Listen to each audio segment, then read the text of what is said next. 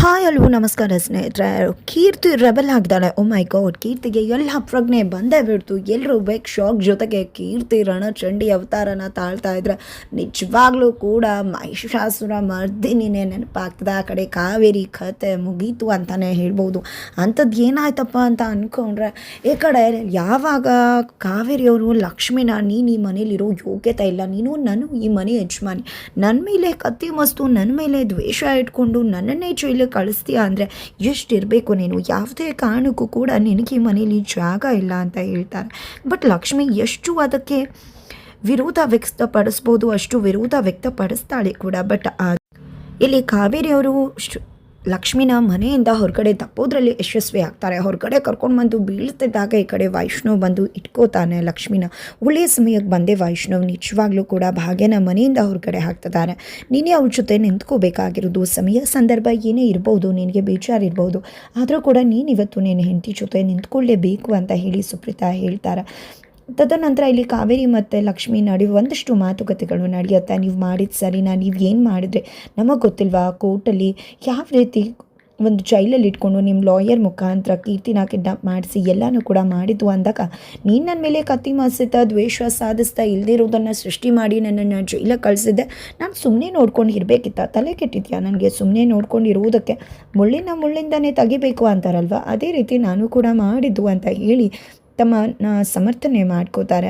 ನೀವೇನು ನೀವೇನು ತಪ್ಪು ಮಾಡಿದ್ರೆ ಎಲ್ಲ ಕೂಡ ಗೊತ್ತದೆ ನನಗೆ. ನೀವು ಅಂಥದ್ದು ಮಾತ್ರಕ್ಕೆ ಕೋರ್ಟಲ್ಲಿ ಡಿಸೈಡ್ ಆಗಿದ್ದು ಮಾತ್ರಕ್ಕೆ ನೀವೇನು ಸಾಚ ಅಲ್ಲ, ಒಳ್ಳೆಯವರಲ್ಲ ಅಂತ ಹೇಳಿ ಲಕ್ಷ್ಮಿ ಹೇಳ್ತಿದ್ದಾಳೆ. ನೋಡು ಪುಟ್ಟ, ಯಾವುದೇ ಕಾರಣಕ್ಕೂ ಇವಳು ಇಲ್ಲೇ ಇರಕೂಡ್ದು. ನಾನು ಹೇಳ್ತಾ ಇದ್ದೀನಿ ಕೇಳಿಸ್ಕೊ. ಎಲ್ರಿಗೂ ಕೂಡ ಒಂದೇ, ನಾನು ತಪ್ಪು ಮಾಡಿದ್ದೀನಿ ಅಂದಮೇಲೆ ಇರಬಾರ್ದು, ಅಂದಮೇಲೆ ಇವಳು ಕೂಡ ಇರಬಾರ್ದು ಅಂತ ಹೇಳ್ತಾರೆ ಕಾವೇರಿಯವರು. ನೋಡಿ ವೈಷ್ಣವ್ ಅವರೇ, ನೋಡಿ ಹೇಗೆ ಮಾತಾಡ್ತಿದ್ದಾರೆ, ನಮ್ಮಮ್ಮ ನನ್ನನ್ನು ಮನೆಯಿಂದ ಕಳಿಸ್ತಿದ್ದಾರೆ, ಆಗೋದಿಲ್ಲ ಅಂತ ಹೇಳಿ ನೀವು ಅವ್ರಿಗೆ ಅಂತ ಹೇಳ್ತಿದ್ದಾಗೆ ವೈಷ್ಣವ್ ಇಲ್ಲಿ ಮಾತಾಡೋಕೆ ಏನೂ ಕೂಡ ಉಳಿದಿಲ್ಲ. ಅಮ್ಮ ಏನು ಹೇಳ್ತಾರೋ ಅದನ್ನು ಮಾಡಿ ಅಂದ್ಬಿಡ್ತಾರೆ. ಈ ಒಂದು ಮಾತು ನಿಜವಾಗ್ಲೂ ಕೂಡ ಎಲ್ರಿಗೂ ಕೂಡ ಶಾಕ್ ತರಿಸುತ್ತೆ. ಲಕ್ಷ್ಮಿ ಶಾಕ್ ಆಗಿ ನಿಂತಿದ್ರೆ ಈ ಕಡೆ ಸುಪ್ರೀತಾ ಅವರು, ಏನು ಮಾತಾಡ್ತಿದ್ಯಾ ವೈಷ್ಣಿನು? ಅಲ್ಲಿ ಅದಕ್ಕೆ ಏನೇನೋ ಮಾತಾಡಿ ಇಲ್ದಿರೋದನ್ನು ಸೃಷ್ಟಿ ಮಾಡಿ ಲಕ್ಷ್ಮಿನ ವಿನಾಕಾರಣ ಮನೆಯಿಂದ ಹೊರಗಡೆ ಹಾಕ್ತಿದ್ರೆ ಅದನ್ನು ನೋಡಿಕೊಂಡು ಭಟಿಸೋದು ಬಿಟ್ಟು ನೀನು ಅದೇ ಸರಿ ಅಂತ ಹೇಳ್ತಿದ್ಯಾ. ನಿನ್ನ ಮಾತನ್ನು ಕೇಳ್ತಿದ್ರೆ ನಿನ್ನ ಮಾತಿನ ವಾದದಲ್ಲಿ ನಿಮ್ಮಮ್ಮ ಹೇಳ್ತಿರೋದು ಕರೆಕ್ಟು, ಲಕ್ಷ್ಮಿ ಮನೆ ಬಿಟ್ಟು ಹೋಗಲಿ ಅಂತಲೇ ಇದೆಯಲ್ಲ ಅಂತ ಸುಪ್ರೀತಾನೂ ಹೇಳ್ತಾರೆ, ಹಾಗೆ ಅಜ್ಜಿ ಕೂಡ ಹೇಳ್ತಾರೆ. ಬಟ್ ಇಲ್ಲಿ ವೈಷ್ಣವಂತೂ ನಾನು ಇನ್ನೇನು ಕೂಡ ಮಾತಾಡೋದಕ್ಕೆ ಇಷ್ಟ ಇಲ್ಲ ಅಂತಲೇ ಹೇಳ್ತಿದ್ದಾರೆ. ಇದರಿಂದಾಗಿ ಕಾವೇರಿ ಅಂತೂ ಫುಲ್ ದಿಲ್ಖುಷ್ ಆಗಿಬಿಡ್ತಾರೆ. ಆ ಕಡೆ ಕೀರ್ತಿ ತನ್ನ ಒಂದು ಕ್ರಾಫ್ಟನ್ನ ಹುಡುಕ್ತಿರ್ತಾಳೆ, ಕ್ರಾಫ್ಟ್ ಮಾಡೋದಕ್ಕೆ, ಕ್ರಾಫ್ಟ್ ಪೇಪರ್ಸ್ ಅದು ಇದನ್ನು ಲಕ್ಷ್ಮಿಗೆ ಗಿಫ್ಟ್ ಕೊಡೋದಕ್ಕೆ. ಬಟ್ ಆ ಟೈಮಲ್ಲಿ ಅವಳಿಗೆ ಸಿಗೋದು ಕಣ್ಣು. ಈ ಕನ್ನಡ ಇದನ್ನೇ ಅಲ್ವಾ ವಿಲ್ಲನ್ನು, ಹೀರೋಸು, ಪೊಲೀಸವರು ಎಲ್ಲ ಕೂಡ ಟಿ ವಿಲಿ ಫಿಲಿಮ್ಸಲ್ಲಿ ಇಟ್ಕೊಳ್ಳೋದು. ಈ ಶೂಟ್ ಅಂತ ಒಂದು ಮಗು ಥರ ಆಡ್ತಾಳೆ. ಹೌದು, ಇದು ನನಗಿಂತ ಜಾಸ್ತಿ ಲಕ್ಷ್ಮಿಗೆ ಅಲ್ವಾ ಬೇಕಾಗಿರೋದು. ಲಕ್ಷ್ಮಿ ವಿರುದ್ಧ ಯಾರಾದರೂ ಏನಾದರೂ ಮಾತಾಡಿದ್ರೆ ಅವಳು ಇಟ್ಕೊಂಡು ಶೂಟ್ ಮಾಡಿಬಿಡ್ಬೋದು. ಇದು ಅವಳಿಗೆ ತುಂಬ ಸೇಫ್ಟಿ ಆಗುತ್ತೆ. ಇದನ್ನೇ ಗಿಫ್ಟ್ ಆಗಿ ಕೊಟ್ಟರೆ ಹೇಗಿರುತ್ತೆ ಅಂತ ಎತ್ಕೊಂಡಿದ್ದೆ. ಅದನ್ನೇ ಗಿಫ್ಟಾಗಿ ತೊಗೊಂಡು ಬರ್ತಿದ್ದಾಳೆ ಇಲ್ಲಿ ಕೀರ್ತಿ ಲಕ್ಷ್ಮಿ ಮನೆ ಕಡೆಗೆ. ಆ ಕಡೆ ಅಂಕಿತ್ ತನ್ನ ಆ ಒಂದು ಫೋನಿಂದ ಕಾಲ್ ಮಾಡ್ತಿದ್ದಾನೆ. ಬಿಕಾಸ್ ಅದು ಸುಬ್ಬಿ ಫೋನ್ ಆಗಿರುತ್ತೆ. ಆ ಒಂದು ಫೋನ್ ಕಾಲಿಂದ ಮಾಡ್ತಿದ್ದಾನೆ. ಬಟ್ ಅದು ಕಾವೇರಿ ಗಂಟಲ್ಲಿ ಸೇರ್ಕೊಂಡ್ಬಿಡುತ್ತೆ. ನಂಬರ್ ಕಾಲ್ ರಿಸೀವ್ ಮಾಡ್ತಿಲ್ಲ. ಏನಪ್ಪ ಅದು ಫೋನ್ ಸಿಕ್ತು, ಫೋನ್ ಕಾಲ್ ಮಾಡ್ತಿದ್ದೀನಿ, ಯಾರೂ ಕೂಡ ಕಾಲ್ ಪಿಕ್ ಮಾಡ್ತಿಲ್ಲ, ಏನು ಮಾಡಲಿ ಅಂದ್ಕೊಂಡು ತನ್ನ ಫ್ರೆಂಡಿಗೆ ಕಾಲ್ ಮಾಡಿ ನಾನು ಒಂದು ನಂಬರ್ ಕಳಿಸ್ತೀನಿ, ಅದು ಯಾರ್ದು ಅಂತ ಸಂಬಂಧಪಟ್ಟಿದ್ದು ವಿಶ್ವನ ಕಳಿಸ್ತೀಯಾ ಅಂದಾಗ, ಏನು ಲವ್ವರ್ದ ಅಂದಾಗ, ಯಾರಪ್ಪ ನಾನು ಲವ್ ಮಾಡ್ತಾರೆ ಮನೆಗೆ ಸಂಬಂಧಪಟ್ಟಿದ್ದು ಅಂತಾರೆ.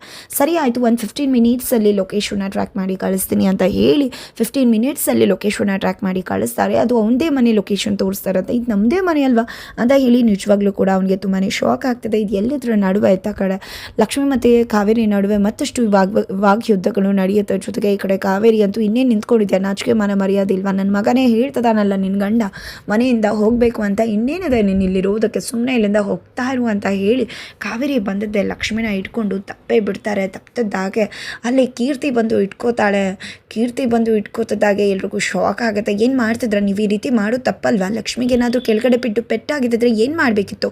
ಮೇಕಪ್ ಆಂಟಿ ಅಂತ ಹೇಳ್ತಿದ್ರೆ ಇಬ್ಬರು ಕೂಡ ಹುಚ್ಚಿಟ್ಕೊಂಡಿದ್ದ, ಹೋಗಬೇಕು ಅಂದರೆ ನಿನ್ನ ಮನೇಲಿ ಇರಿಸ್ಕೊಳ್ಳೋಣ, ನೀನೇ ನನ್ನ ಹತ್ರ ಮಾತಾಡ್ತಿರೋದು, ಇಬ್ರಿಗೂ ಕೂಡ ತಲೆ ಕೆಟ್ಟಿದೆ ಅಂತ ಹೇಳ್ತಿದ್ದಾರೆ. ಈ ಕಡೆ ಮಾಡ್ತೀನಿ ರೀ ನಿಮಗೆ ಅಂತ ಹೇಳಿ ಹೋಗ್ತಿದ್ದ ಕಾವೇರಿಯನ್ನು ಪಟ್ಟು ಅಂತ ತಿರುಗಿಸ್ಕೊಂಡಿದ್ದೆ, ಹಣೆಗೆ ಪಟ್ಟು ಅಂತ ಹೇಳಿ ಗನ್ ಪಾಯಿಂಟ್ನ ಮಾಡಿ ಇಟ್ಕೊಂಡ್ಬಿಡ್ತಾಳೆ ಕೀರ್ತಿ. ನೋಡ್ತಿದ್ದಾಗ ಎಲ್ರಿಗೂ ಕೂಡ ಶಾಕ್ ಆಗ್ತದೆ. ಲಕ್ಷ್ಮಿ ಬೇಡ ಕೀರ್ತಿ, ಬಿಡಿ ಬಿಡಿ ಬಿಡಿ ಅಂತ ಹೇಳ್ತಿದ್ರು ಕೂಡ ಇಲ್ಲ ಬಿಡೋದಿಲ್ಲ, ನಾನು ಲಕ್ಷ್ಮಿಗೆ ತೊಂದರೆ ಕೊಡ್ತೀರಾ. ಗೊಂಬೆ ಯಾವತ್ತೂ ಕೂಡ ಲಕ್ಷ್ಮಿ ಜೊತೆನೇ ಇರ್ತಾಳೆ, ಅವಳು ಯಾವತ್ತೂ ಲಕ್ಷ್ಮಿನ ಬಿಡೋದಿಲ್ಲ. ಲಕ್ಷ್ಮಿನ ಈ ಗೊಂಬೆ ಮುಂದೆನೇ ಲಕ್ಷ್ಮಿನ ರೀತಿ ಎಲ್ಲ ತೊಂದರೆ ಕೊಡ್ತೀರಾ. ಲಕ್ಷ್ಮಿಗೆ ಯಾರೇ ತೊಂದರೆ ಕೊಟ್ಟರು ಲಕ್ಷ್ಮಿಗೆ ಈ ಗೊಂಬೆ ಅಂತೂ ಸುಮ್ಮನೆ ಬಿಡುವುದಿಲ್ಲ. ನಿಮ್ಮನ್ಗೆ ಏನು ಮಾಡ್ತೀನಿ ಗೊತ್ತಾ ಅಂತ ಹೇಳಿ ಗನ್ ಇಟ್ಕೊಂಡಿದ್ರೆ ಈ ಕಡೆ ಏನಾಗ್ತದೆ ಫೈನಲಿ ಎಲ್ಲ ಕೂಡ ಬಿಡಿಸ್ತಿದ್ದಾರೆ. ಬಿಡು ಅಂತ ಹೇಳ್ತಿದ್ರು ಕೂಡ ಇಲ್ಲಿ ಕೀರ್ತಿ ಅಂತೂ ಬಿಡೋಕೆ ರೆಡಿ ಇಲ್ಲ. ಫೈನಲಿ ಆ ಕಡೆ ಗಂಗಕ್ಕ ಹೋಗಿದ್ದೆ, ಅಲ್ಲಿ ಕಾಲ್ ಮಾಡ್ತಾರೆ, ಕಾರುಣ್ಯಗೆ ಕಾಲ್ ಮಾಡಿದ್ದೆ, ಏನಾಯಿತು ಆ ಗಂಗಾ ಅಂತ ಹೇಳಿದಾಗ ಅದು ಕೀರ್ತಿ ಅಮ್ಮಂಗೆ ಏನೂ ಆಗಿಲ್ಲ. ಆದರೆ ಲಕ್ಷ್ಮಕ್ಕನ ಮನೆಯಿಂದ ದಬ್ಬೇಕಾದ್ರೆ ಇಲ್ಲಿ ಕೀರ್ತಿ ಅಕ್ಕ ಬಂದಿದ್ದೆ, ಗನ್ನಿಟ್ಕೊಂಡು ಕಾವೇರಮ್ಮನ್ನ ಸುಟ್ಟಾಕ್ತೀನಿ ಅಂತ ಹೆದರಿಸ್ತಿದ್ದಾರೆ. ದಯವಿಟ್ಟು ಬೇಗ ಬನ್ನಿ, ಇಲ್ಲಾಂದರೆ ಏನಾದರೂ ಘಟಿಸ್ಬಿಡುತ್ತೆ ಅಂತ ಹೇಳ್ತಿದ್ದಾಗೆ ಅಲ್ಲಿಂದ ಓಡಿ ಬರ್ತಿದ್ದಾರೆ ಕಾರುಣ್ಯ ಅವ್ರು ಕೂಡ.